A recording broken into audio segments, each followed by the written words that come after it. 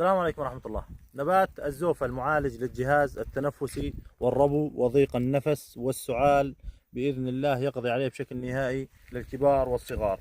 وجدناها اليوم على الجبال فحبينا نعرفكم عليها. هي تأتي بهذا الشكل،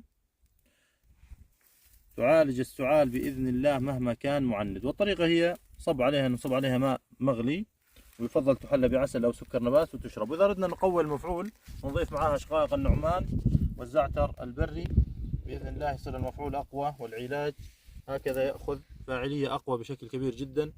هي تتواجد على الجبال المرتفعة، ننصحكم فيها يكون عندهم مشاكل بالجهاز التنفسي. إن شاء الله من أفضل معالجات الجهاز التنفسي. السلام عليكم ورحمة الله.